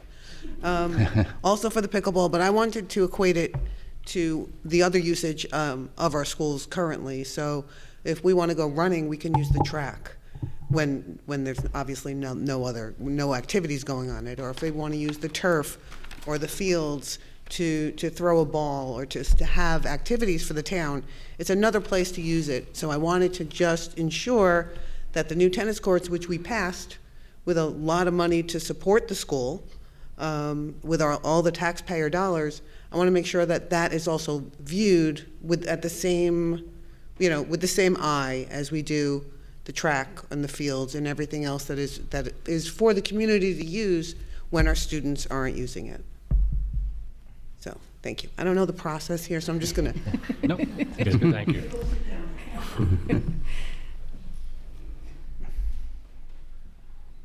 Anybody else? All right.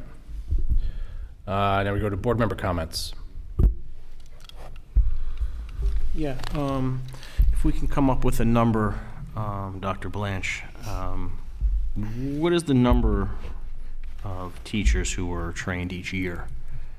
You have a number for, I mean, obviously you don't have to tell me now, but I would like to know a number of the teachers who were trained per year and how much does that cost per teacher, per training? So I want to make sure I understand it clearly. I know we had 3 teachers trained earlier this week, as Liz spoke about Oregon Gillingham training reading. Mm-hmm. Are we looking at that as well? Everything, just in general. Gotcha. What training support? Got it. Right. Yep. Sounds good. And what types of professional development has been offered during the year? How much does that cost? So the professional development or learning, training, I would put that in analogous to that, so I think those would be one and the same. Mm-hmm. So. Okay. Yep. Great.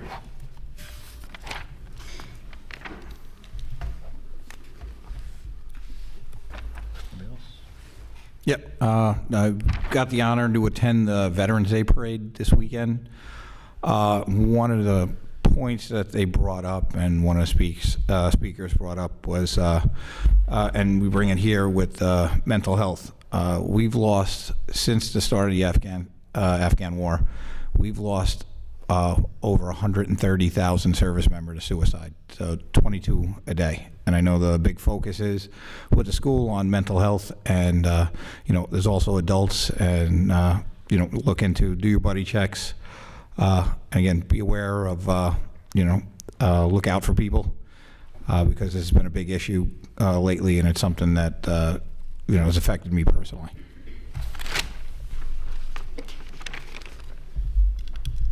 No, I said some of it earlier. The visit we had was terrific. I think I might have even shared that at the last. Yeah, I can't remember. I think we had a meeting between. It was worth saying it again. It was right? It was. Mm-hmm. I love those the tours, and I really appreciate it. And I know there's a lot of work, and it takes time out of the professionals in school. But we appreciate it when you're able to put it together, and it's really valuable. So. Yeah. You say anything? Okay. I have 3 comments. First, I've been away for a month, and I call it a fact-finding trip, which was very interesting. I have a lot of things that I learned, and also I really appreciated the fact that our school board runs without me smoothly. That's what different systems about. And I do want to make 2 points. One relates to education, one is on the pickleball.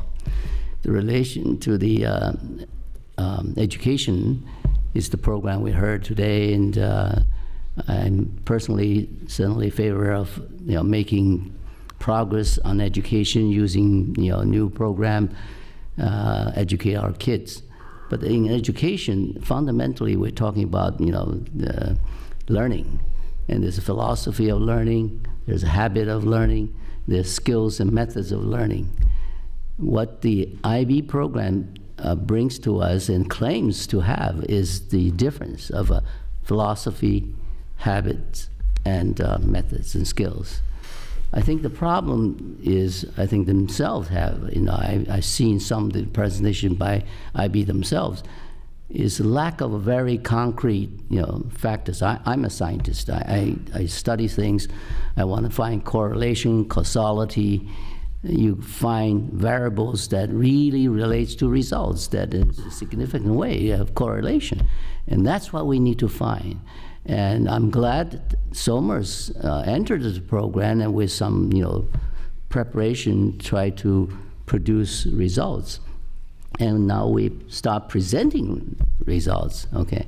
Although it's still early and the data is not conclusive, but I think I'm a hopeful person that we're heading in the right direction. That's why I asked the question in how the learning office will focus on finding those key factors that correlates with this causality principle. What really makes a educational program successful? I want to mention my own experience when I was in high school. We have classes that organized per class, each class 50 kids, and we have 10 classes, 500 classes in the year. And one class has a teacher dedicated as just a home teacher, call a home teacher. And one home teacher has the guts to say, we want to make our study in a different way. Of course, have to go through principal approval. And the principal was very, proactive and agreed. What he suggested, in my now hindsight, is very much like IB program. He basically believes in the philosophy of learning, encourage people learning in a very, in those days, very free style, okay? In those days, you get taught a curriculum in a very strict way. The teacher just, shove it to you. But he wants to do it differently. Second, he introduced an idea, is this mentor program. High school kids always want to get to college. College entrance is a measurement for success. And he wants to show if we have this mentor learning program, is the advanced kids can learn and work with less advanced kids together as group, as team. The whole class will improve more than what normally people will focus on. The very advanced is, okay, let's get a few more people into college to show we are successful. So that's a different philosophy, okay? And thirdly, this methodology he sort of introduced really is almost like our Boy Scout philosophy. Make the whole class feel like we are just friends. We are scouts together. We have a common goal. You know what? And that class was successful. And the entrance exam in these old days, the college exam determines your life. If you either get in or you don't get in, okay? And if you get in good school, you get a much better life sort of ahead of you. And that success, only one incident, I don't even know whether the school ever followed up, but I benefit from it. And I feel I want to make this example known to you and the learning office. We need to do something like that. If we want to say Somers is different, Somers can be better, we have to do that with that kind of spirit. Okay, all right, that's enough about that. About pickleball, if I don't say anything, I probably won't be able to sleep tonight. I think the presentation was sensible. It's making a lot of sense. Taxpayers ought to have some rights to use public facilities, and school certainly is public school facility. But school has priority, and we always, value the kids as number one. So I'm sure our superintendent, our administration would have methods to manage and handle this just like any other sports. And I agree, the pickleball is a rising sport, and they didn't say that. I always tell them, pickleball is one family sport, much more family-oriented than any other sport I know about. You take about basketball, you got soccer, you got football, anything else. Pickleball is far more family-oriented. I can see that because I see people, 3 generations, grandparents, parents, and kids, they can play on the same court. They play same game. And that is something I want to encourage. So I want to leave my support vote as the board member to the superintendent to handle this to help our Somers to be different. Thank you. So I just wanted to thank you for giving us the opportunity before the meeting earlier to the learning experience about IB.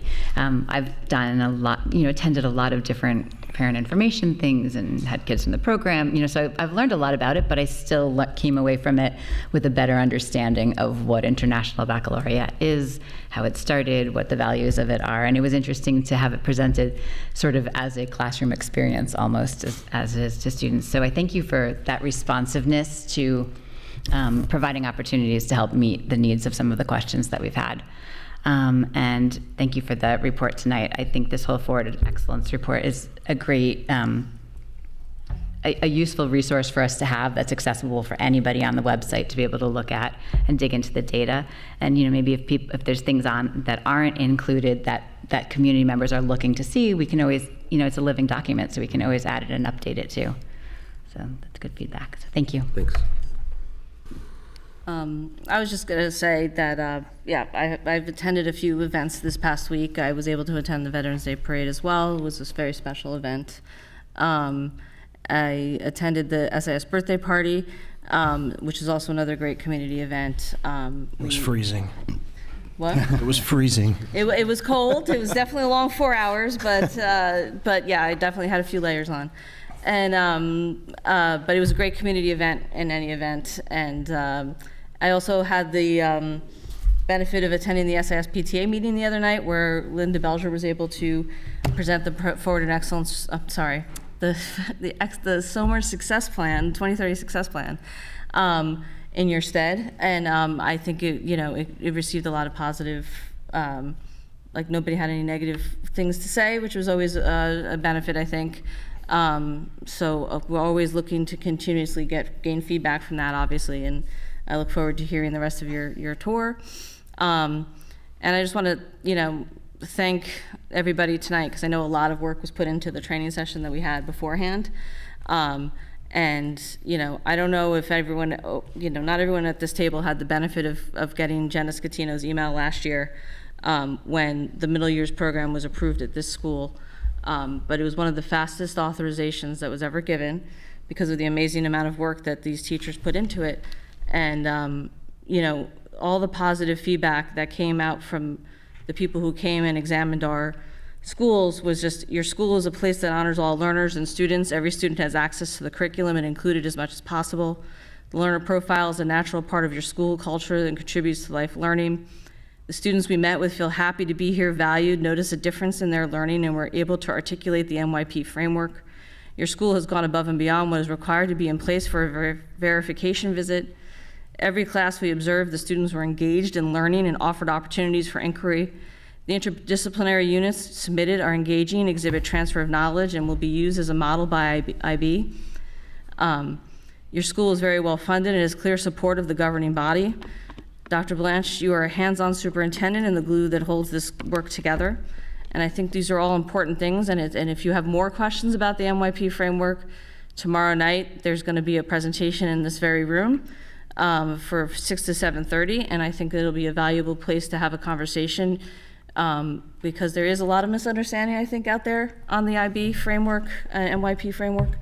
And it kind of dovetails nicely with the regents met this week, earlier on Monday. We got a report into our board email earlier this week, but I also saw it shared from the New York State PTA, and they're looking at a portrait of a graduate from New York State that are ready for college, careers, and civic engagement. This was from a slide that they had shared at the Regents meeting, and they're looking for students to be critical thinkers, innovative problem solvers, literate across content areas, cultural competence, social emotional competence, effective communicator, and global citizen. And it just seems to be all the things that we're striving for here in our mission with everything that we're doing. So I just want to thank you guys for that as well. Thanks, man. All right. Yep, same thing. I mean, thank you very much for the Forward and Excellence report. It was good seeing some of that data and the movement in that, and also hear about what the incremental improvements that you guys are doing in changing those things there. Also noticing some of that stuff significantly going up. The math score was one that was noticeable. That was a big increase on for the state test, I think it was, in 8th grade. But again, it's the continuous improvement, right, that you guys are looking to do and talking about doing, especially with the consultants coming in. And I'm interested to hear more and more, as the year goes on, what some of those improvements are, that they're those micro changes or whatever that they're doing throughout the year, and how it's working and all that, specific around the younger years reading and math, because I know that's a big focus for everybody. As far as the IB piece of it, look, I mean, I think we've talked about this, before, Ray, and in other board meetings, right? There's obviously a communication, gap as far, or understanding of it, right? I had that before I joined the board, and over the last, 2 years, I did get a better understanding of it. I also get an understanding my, kids are now taking the class, and talking to kids that are taking the classes, have graduated from it, also talking to some college recruiters or admissions officers and things like that. I haven't heard anything bad at that point as far as anybody taking the IB classes. But we do need to get the community understanding that, right, and understand what those questions are, their concerns are, whether, founded or not founded or whatever it might be, but, we need to make sure that we're explaining to them, what's going on and making that apparent. But I think that's something you guys are doing right now. You're doing a little bit of that tour. I did like the training we did here. I think some of that has to be brought up in the public and share that out a little bit more broadly. I think that's more of a, again, good stuff to share, especially on those numbers and what you're seeing. And again, we remind people the reason why we do talk about the PTA, and we have the communication committee going to it, right? And Ray and team are going to the PTA to talk about it. Because we want the community to go and ask some of these questions and have more of that conversation with the administration, in person.